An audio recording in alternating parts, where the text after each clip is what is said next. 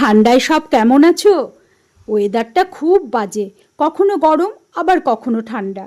কাল বাইরে বেরিয়ে বড্ড গরম লাগছিল, মনেই হচ্ছিল না শীতকাল। শীতকাল বলে কথা, একটু পিঠে পুলি তো করতেই হবে। কি বলো তোমরা?